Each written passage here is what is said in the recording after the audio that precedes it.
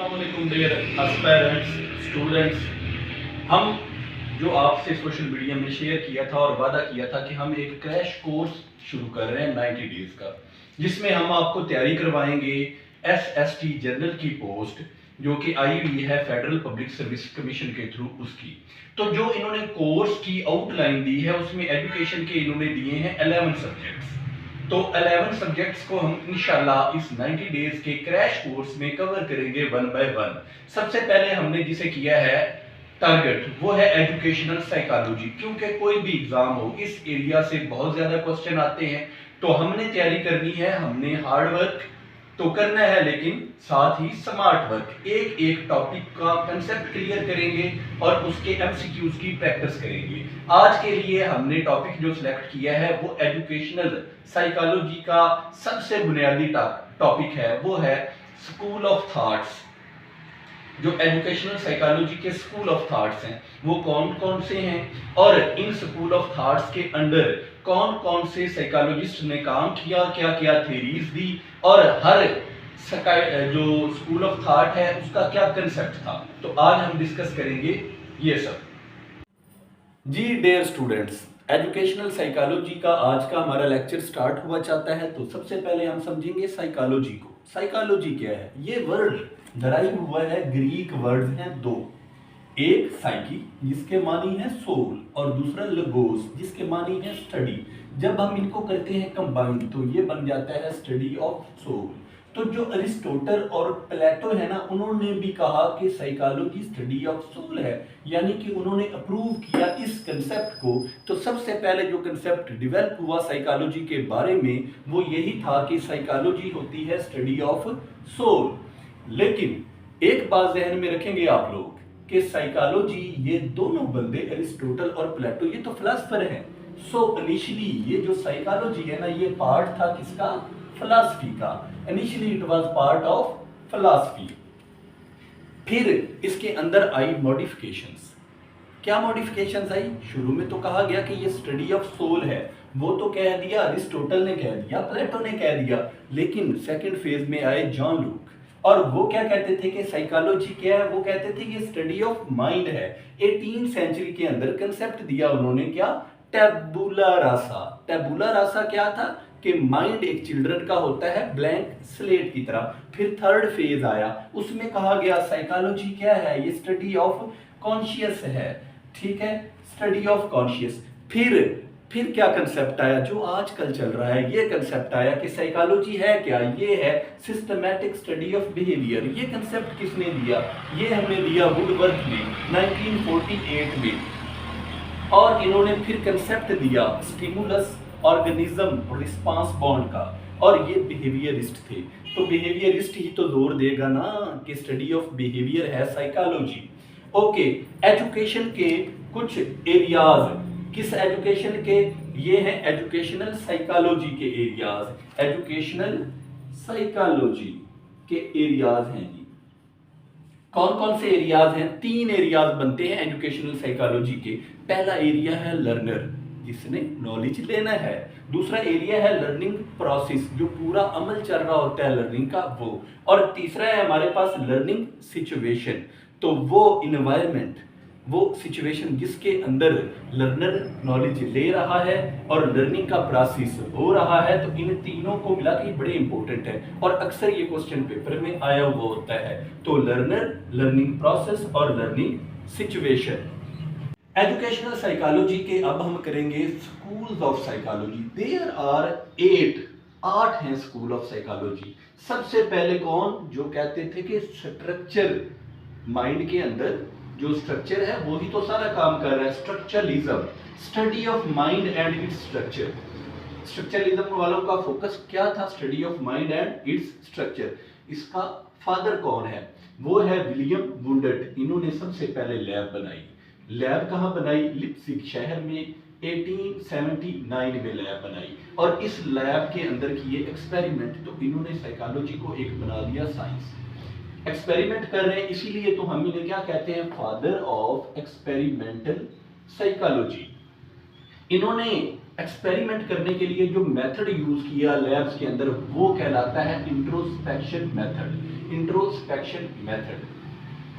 उसके बाद बात करते हैं ये किस चीज की, ये बात करते हैं कि ब्रेक डाउन किया जाता है मेंटल प्रोसेस को into components.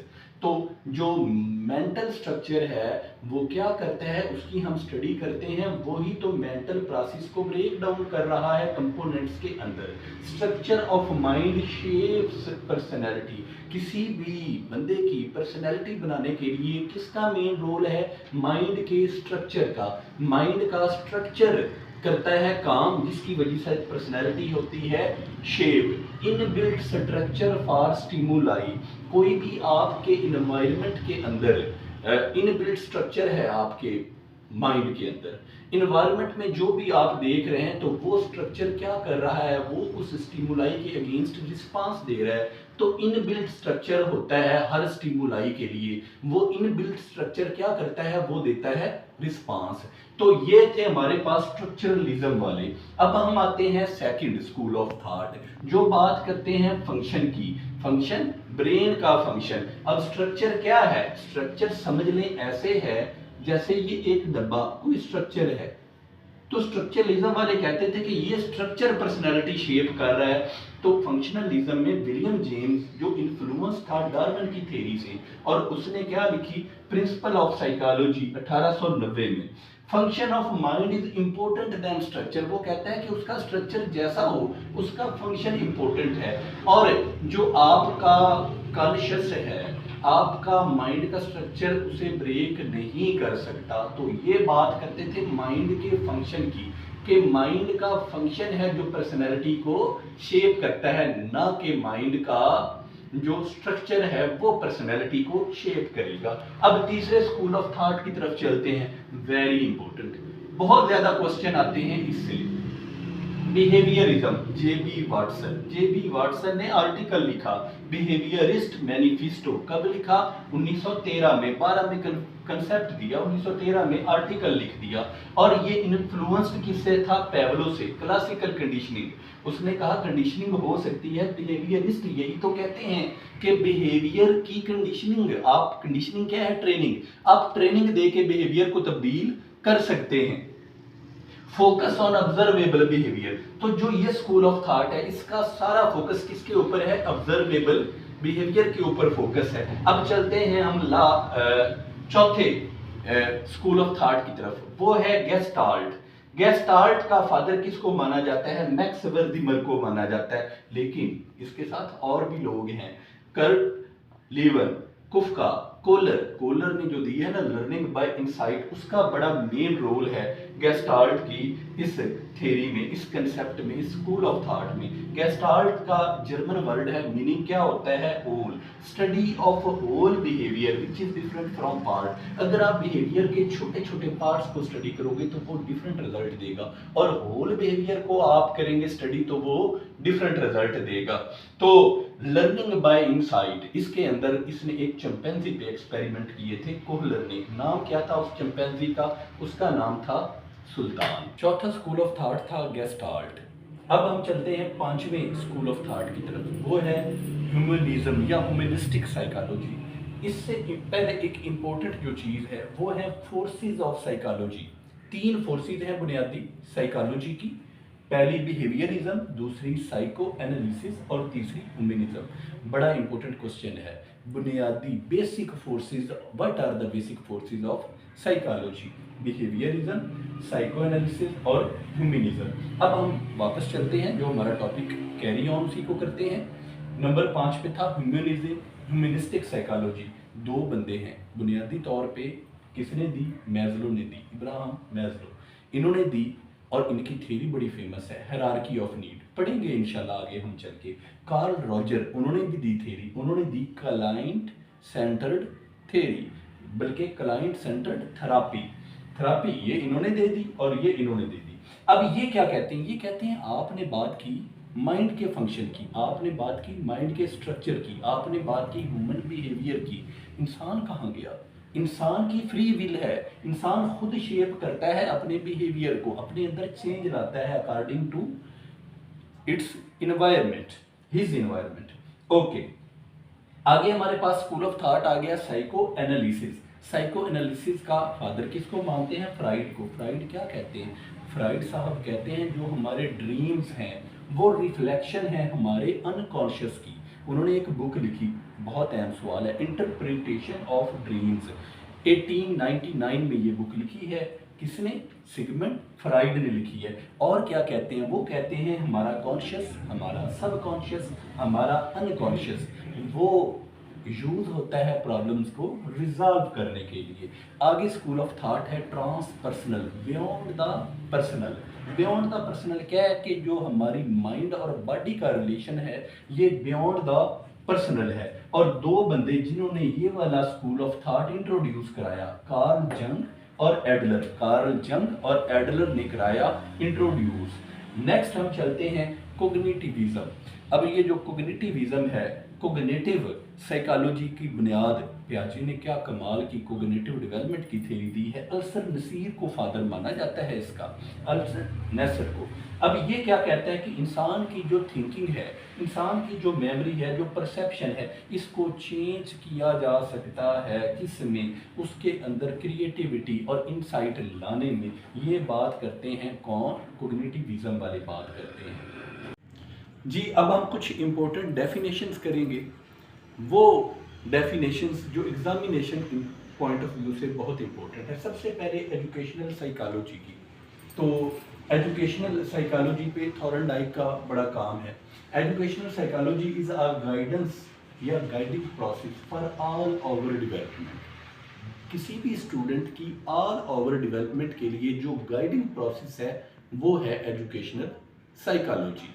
Next definition, first, ये हमने पीछे बात की जब मैंने लेक्चर को स्टार्ट किया, मैंने बताया first phase, second phase, third phase. तो वर्थ ने एक बड़ी प्यारी डेफिनेशन दी। उसने कहा first psychology lost its soul. सबसे पहले साइकोलॉजी ने अपनी सोल खो दी, रूह खो दी। देन इट्स माइंड, फिर अपना दिमाग खो दिया। देन इट्स कॉन्शियस, फिर अपना शऊर खो दिया।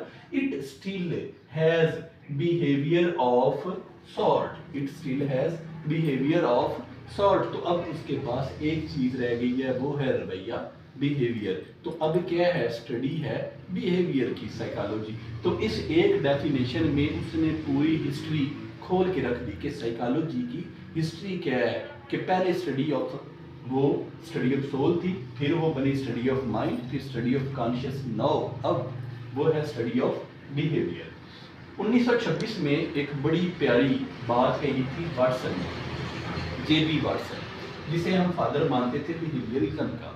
ठीक है, जेबी वाटसन क्या कहता है कि आप मुझे 1 दर्जन सेहतमंद बच्चे दे दें, मैं इन्हें कुछ भी बना सकता हूँ, डॉक्टर, लॉयर, मर्चेंट, कुछ भी।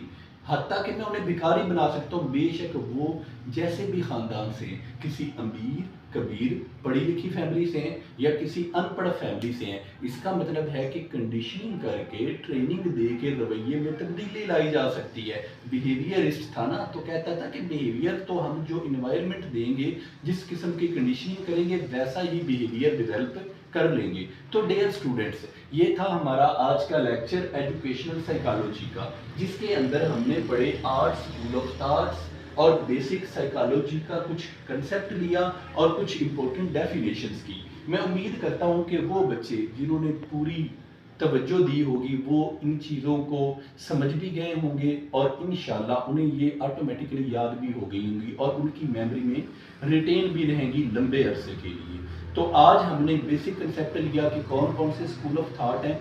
हर स्कूल ऑफ थॉट के अंदर जो जो थेरीज आती हैं ग्रेजुअली हम उनको स्टार्ट करेंगे। तो कल हम जाएंगे अपनी जो जेन पियाजे की थेरी है उसकी तरफ जाएंगे और जेन पियाजे की थेरी जो कि कोग्निटिव डेवलपमेंट की थेरी है उसको टारगेट करेंगे। थैंक यू सो मच हमारे साथ जुड़े रहने के लिए।